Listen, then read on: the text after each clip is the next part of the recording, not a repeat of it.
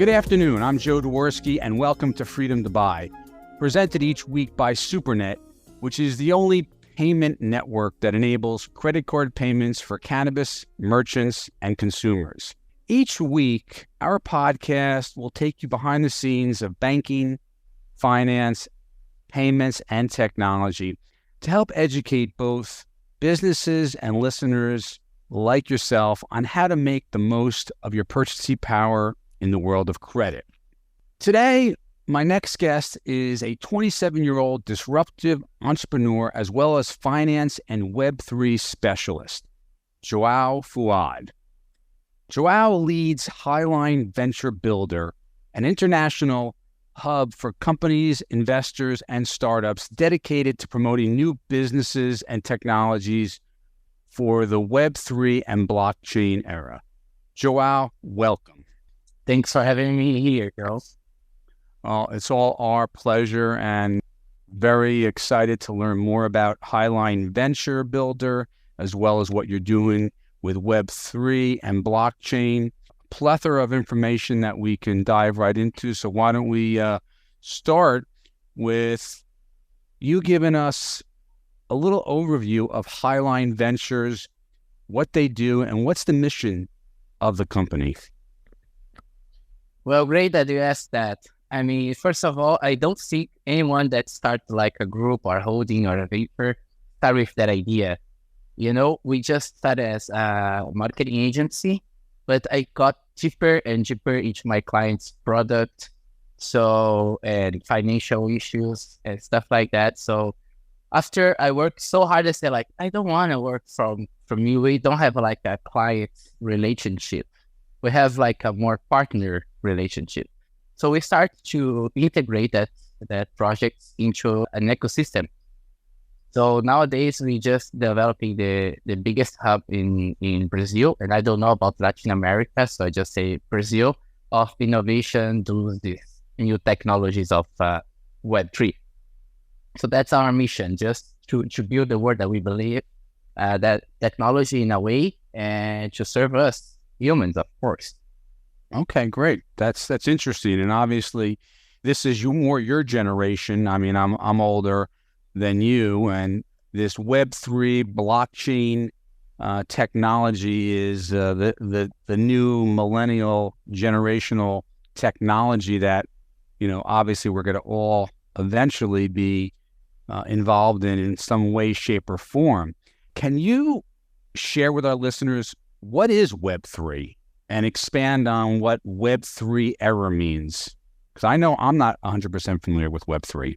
It's kind of an interesting term because, like, when we actually create the internet, we call this Web 1, but no one knows that. So Web 3, it's a term to these new technologies as metaverse, blockchain, NFT, cryptocurrencies. But the most important about this actually is that Web 3 comes through like giving power back to people. So if we put in that way, we just create in the Web 3 environment. So let's say that nowadays we live on Web 2. If you look to the history, Web 1 was this informative websites. So it was before everybody was connected to the internet. But do you remember, like, in the old times, not that old, but I don't know, 15 or 10 years ago, you were just going to this Yahoo and search for the closest restaurants. So that opens a website. When you open that website, it's just like this number. So you have to get the phone and call it to the restaurant or to order a pizza, for example. So this is Web 1. So it's more informative, but no interaction. When we navigate through time, and that's like nowadays time, we live in Web 2. So it's interactive. We can record a podcast far away. So now I'm in Italy and I can speak like worldwide. We can like on Instagram, we can chat. So this is interactive. So it's the second I. So informative was Web 1, Web 2 is interactive, and Web 3 is integrative. So by that, I mean, if you look to the metaverse, for example, it's not only you and me through screen. We are in the same space. But the most important about Web3 is that we need massive adoption. Until that is just ideas and a group of exciting people trying to change the world. So I guess everybody knows what is a NFT, or if it's not, don't actually get attached to that term. I already changed that to a digital collectible, for example, but you own that. So if you're not like, oh my God, what is going on with metaverse? Let's just change to internet 3D. So I'm just kidding here, but just real time space. And don't go to crypto and oh my God, what is going on?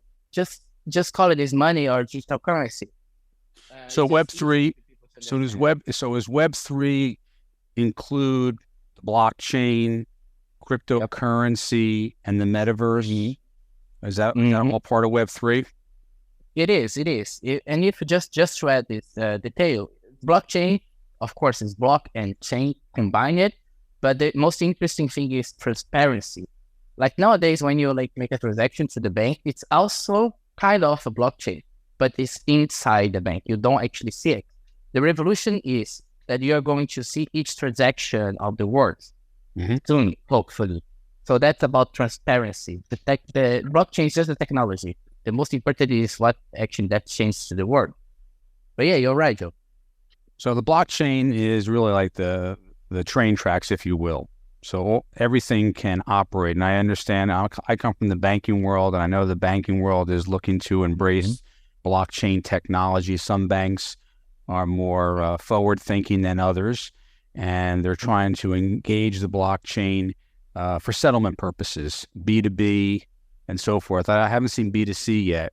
Can you explain why the blockchain technology in finance, because obviously you have a finance background and that's one of your strengths, how blockchain technology can help streamline transactions, whether it's B2B or B2C or C2C? Yeah, well, if you put in blockchain terms, we say peer-to-peer, but I will say people-to-people, because behind every company, they are just people. So if you look to the banks, it's not interesting at the first moment they adopt to the blockchain, because is transparency really good to banks or governments? I'm not that sure about it.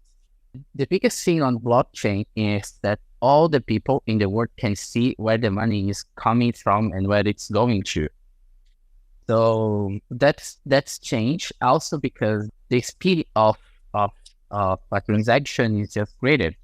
Just to give an example, I had to move my money from Brazil to UK once a few weeks ago, and through the normal process, it will take 3 to 7 days, and will cost me 22%. I did that into crypto and blockchain, so I guess it was about 40 minutes and a charge of 1.2%. So obviously, the blockchain provides speed. Is one of the benefits of the blockchain. Transparency, would that be another feature? And safety, would you say those are the three pillars of the blockchain, or are there other ones that maybe I haven't included? I would say freedom in a way, because when you hold your crypto, like your currency, in your wallet, your wallet, it's yours. Because nowadays we just kind of living this fake reality that we had our money, but who actually has the money is the bank. If you put in general coins as dollars and euros.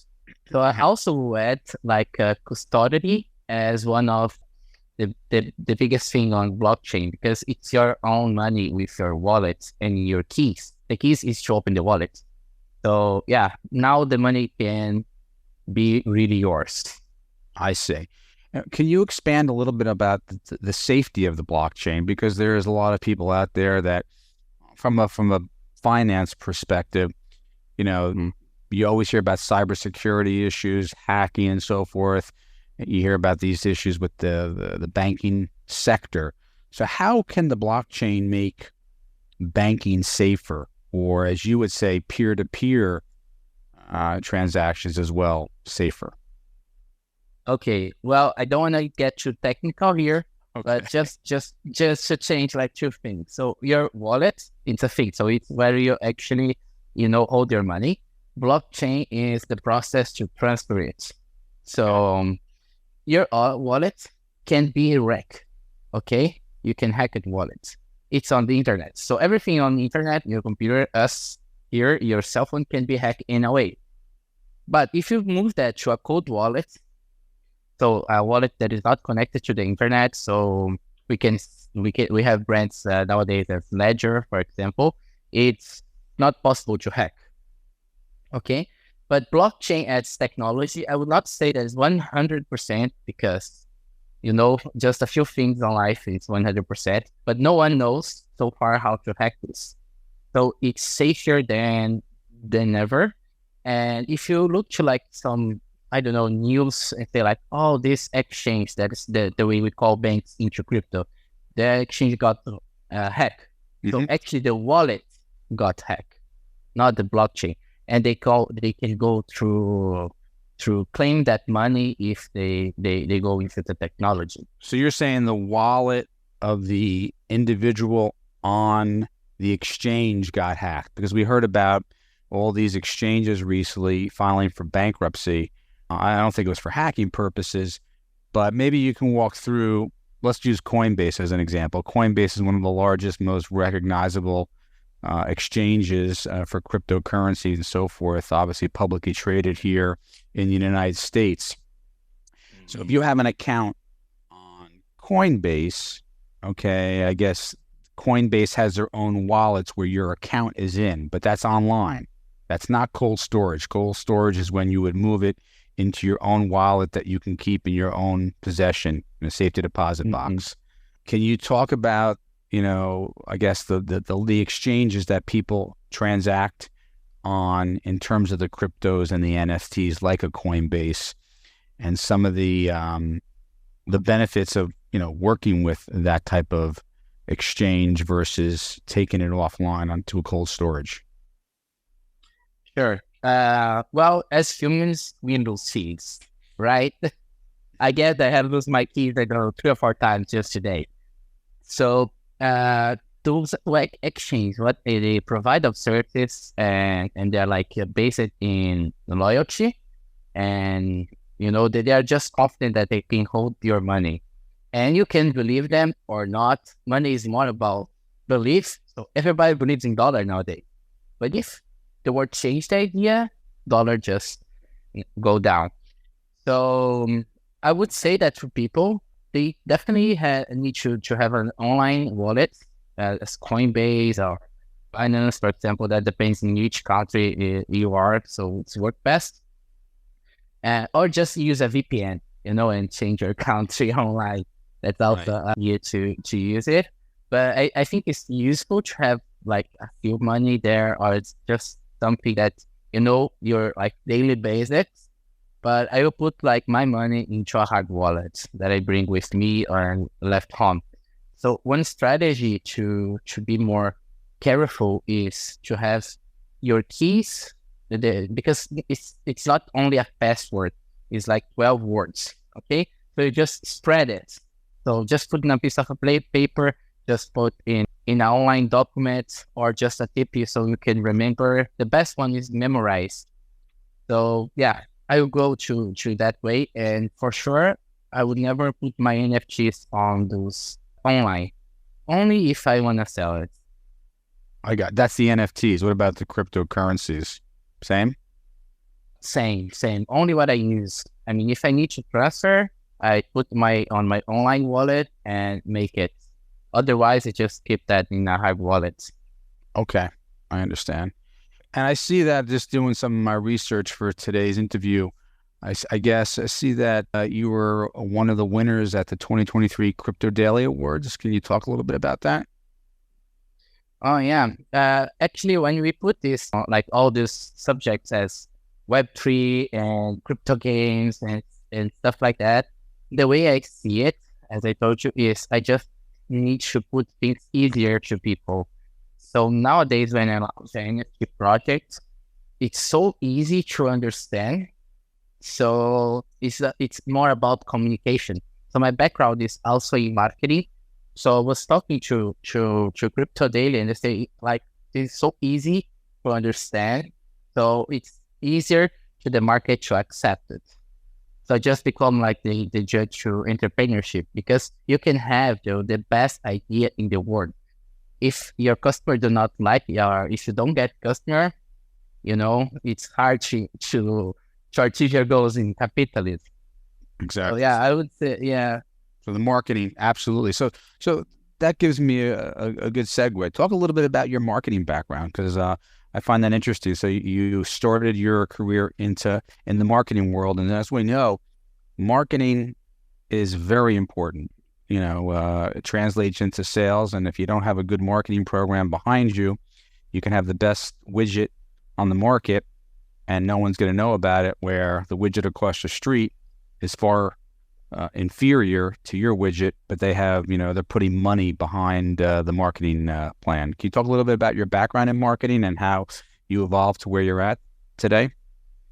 Well, to go back on this, it's like, I think it started during my teenage time. I had several issues during high school. I was truly a rebel.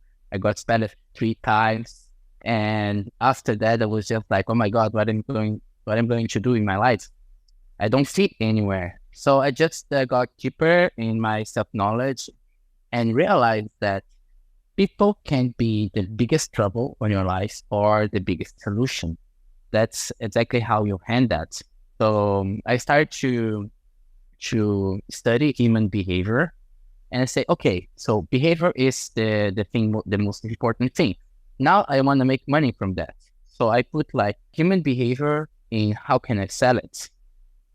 And I just started my graduation in marketing after finished high school, for sure, and starting build things till I got the Highline Venture. So nowadays, when we create a startup or make a joint venture, so one of our papers in business is and I'm a traveler, so I'm most of the time in Brazil, half of the time traveling, meeting new entrepreneurship, new ideas, and bring that to Latin America.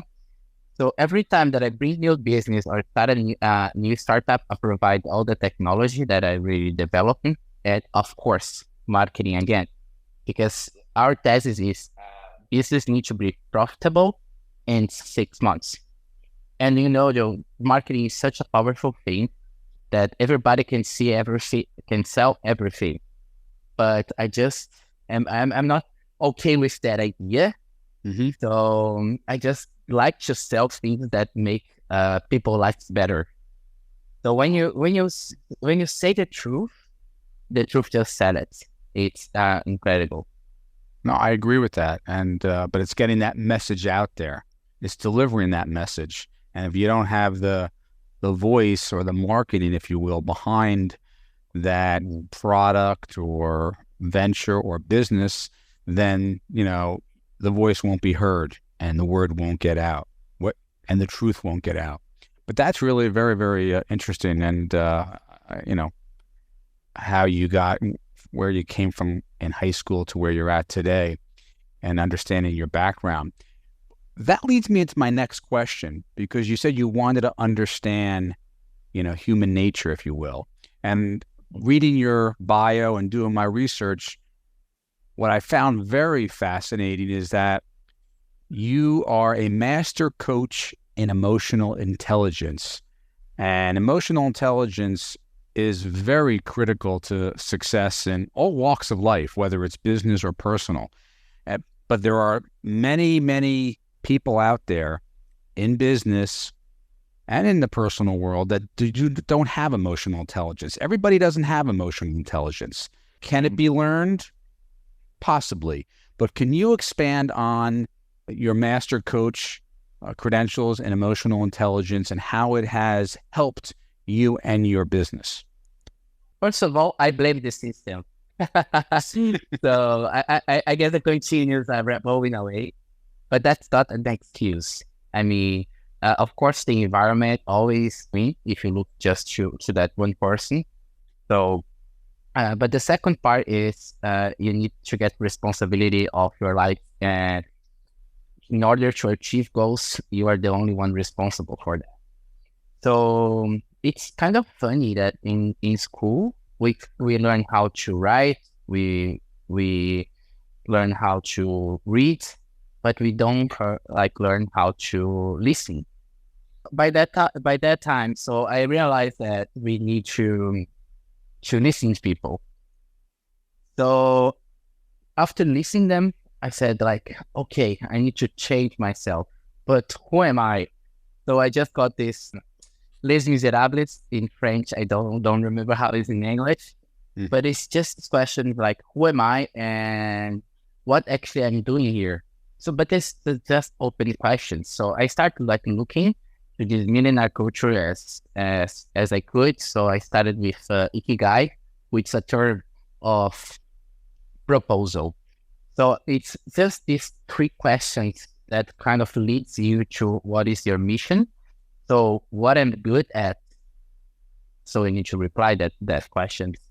What I'm good at, what the world needs from me, and what people are like asking for. So if you put that in a circle, that's your Ikigai. So your purpose is your mission. So I was so relieved to discover that. So I just said I want to go deeper. You know, it needs to be a process because success on self-development isn't proof, but success actually, you know, gives some keys. So I think that was the start of everything. So I started with Tony Robbins stuff. Then I got into this coaching process and have been a journey for, I don't know, 10 years. Okay. Started. Yeah, and I think it's going to be at the end of my life. But the most important thing is everything is about people and process. So if you look to like Jim Collins when say like good to great, it's people and process. And also I told you I'm a builder. So every startup that I create needs to get this general to put it. So it's like concrete strategy. So I need to train people to become leaders. And in order to become leader, they need to get this self-knowledge, understanding, leadership skills. And of course, this is all teachable. Okay. Yep. I definitely agree with you on that. And I find that very fascinating because the emotional intelligence component, going back to that, is so critical to success because there are so many people out there that are they've elevated themselves up through the ranks, but they still don't have that emotional intelligence in terms of dealing with people. Maybe they're smart book-wise and so forth, but teaching emotional intelligence is so critical, and I'd love to be able to see more of that, you know, in business and in the regular general marketplace. Yeah. Let me ask you a little bit. Go ahead. Yes. Yeah, just to add this thing, Joe, because like people normally think that emotional intelligence is not get angry or just to control yourself, put yourself together, and it's not actually about that. It's about managing. So yeah, of course I get angry, but I allow my angriness when it's you know, if I'm a hard situation, I go yelling if I needed to. So not yelling, but you know, get more serious. So right. It's just that sometimes, and that's a message to the audience that is hearing us right now. If you just pay attention on your thoughts, because everything is about communication. So we are speaking to ourselves like every time. So the order is communication, inside communication.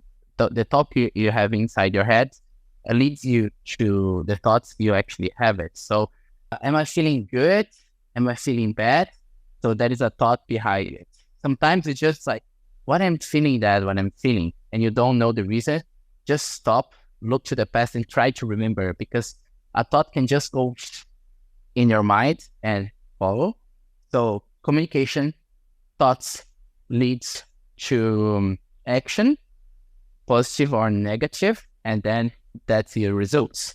So that's the order people should think about it. So your results is just about your actions, and that's about your thoughts, and that's about your own communication. Just to close that subject, I think this is important. No, I agree with you, and I appreciate that explanation. I think our listeners, will appreciate that as well. It's expanding, expanding because emotional intelligence is critical. It really is. I mean, the listening component, everything that you said, spot on. And I just, I'm glad we're talking about it because I see so many people in all walks of life that just don't have that capacity for the emotional intelligence, or they don't have the emotional intelligence. Can they get it? That's a question mark, because there's a component of emotional intelligence, as you know, that's more empathetic, showing that empathy to others. And if you can show that empathy to others in all walks of life, whether it's business or in the personal world, that's a form of emotional intelligence. Sure. And a lot of people don't have that. I don't know if they have the capacity or if they don't care. I'm not sure. I'm not sure which one it is, because I've run into a lot of people, and sometimes you scratch your head. Is it environmental, or is it just something that can be taught? Can you talk a little bit about your team, how you operate, maybe some of your clients that you're working with? I see you obviously have done some stuff in the NFT world, but can you expand a little bit more about exactly what you guys are working on and the types of clients that you work with? Sure. And I think everything is about awareness, and we just actually go to awareness when you have the problem and you are inside of that. So once this Highline, every project, every company in Highline is tokenized. So let's put this as little business, okay, in the internet. So the no equity is the percentage of the company. So we just put this on internet. Let's put it that way. And just a few years ago, one of my closest friends started a startup in the US. And as I think I was like 19 years old, I said like, okay, I want to be the investor. So it was I didn't have like that much money at that time. I'm not saying that I have today, but I think it was like 5K or something that I wanna invest on that project. So I couldn't, because I need to open a bank account in the US and do all this bureaucracy. So to change contracts and all these terms. So I said like, guys, this is just too much. I just want to send the money and just go for it. So I just think like nowadays the word that I believe by that I'm ready is integrated.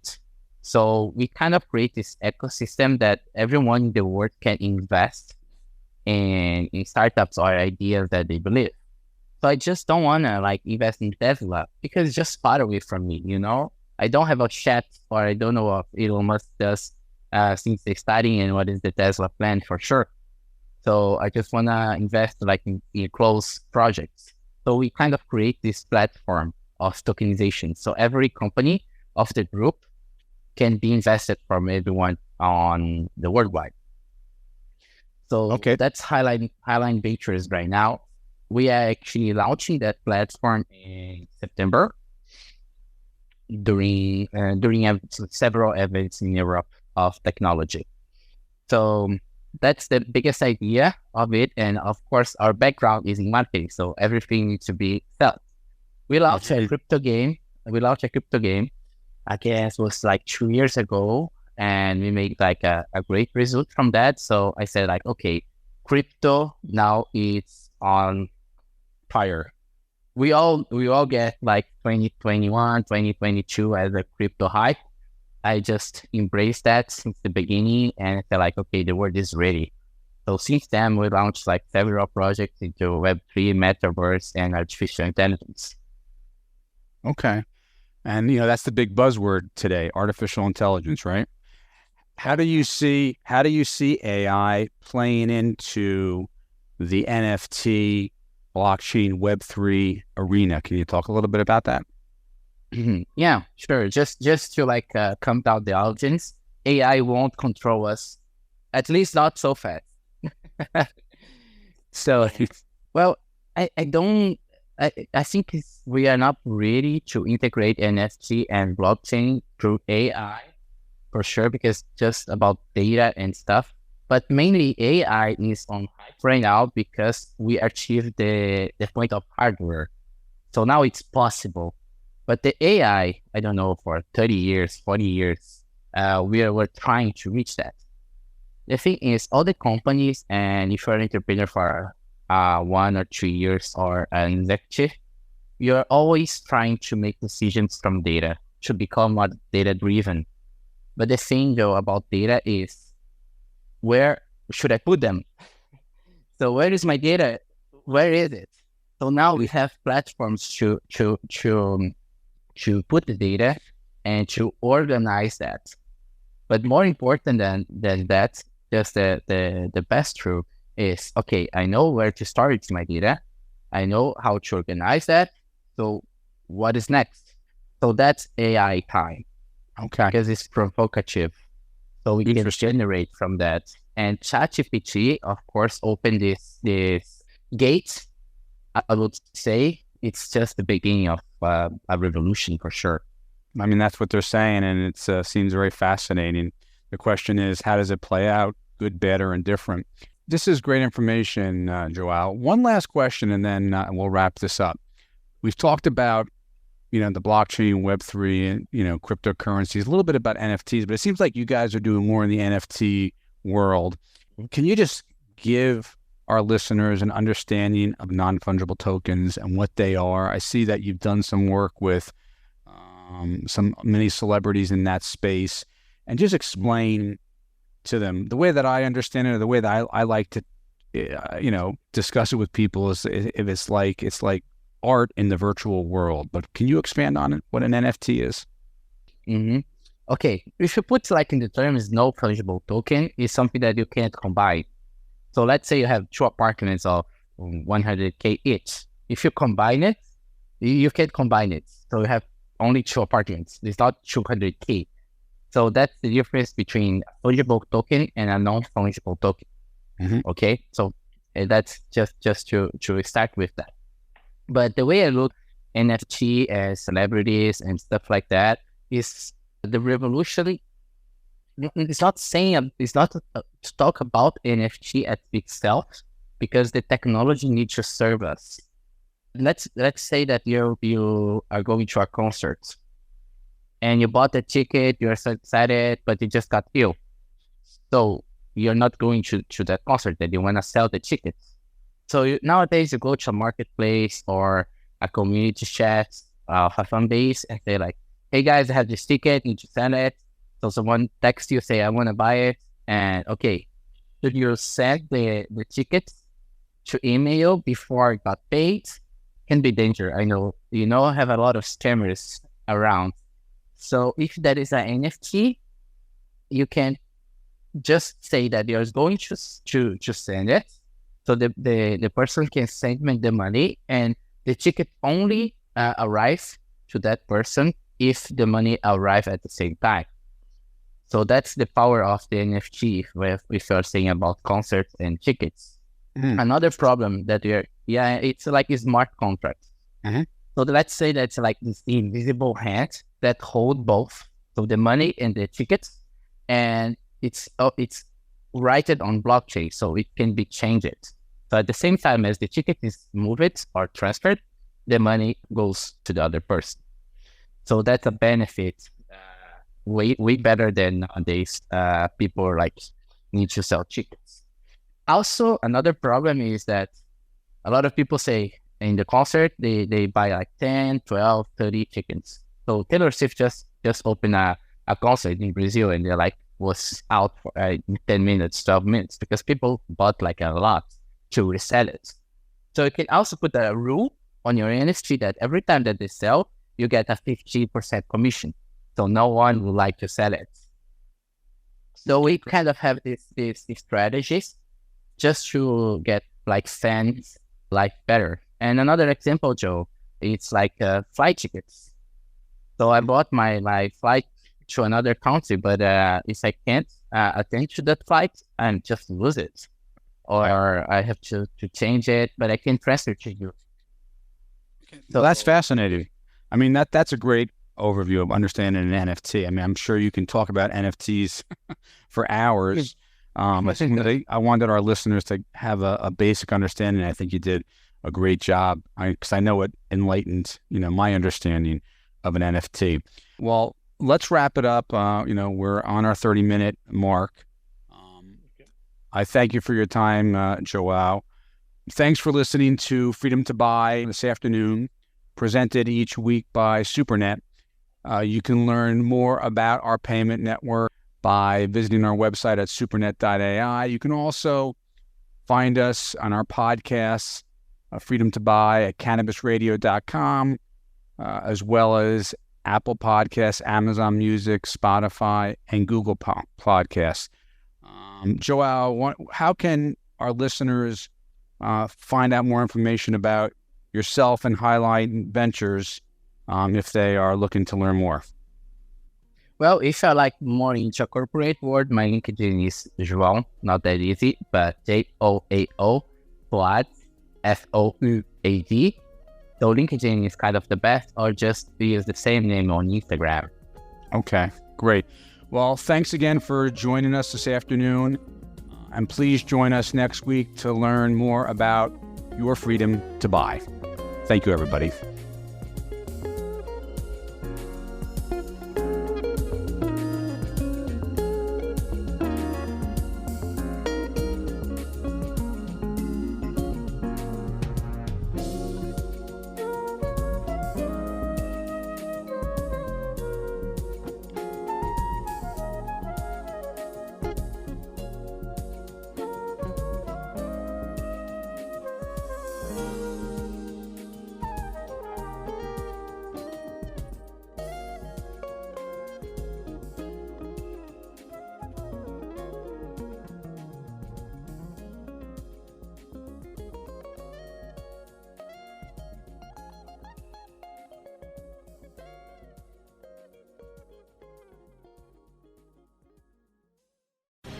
The opinions expressed on this CannabisRadio.com program are those of the guests and hosts and do not necessarily reflect those of the staff and management of CannabisRadio.com. Any rebroadcast, republication, or retransmission of this program without proper consent is prohibited.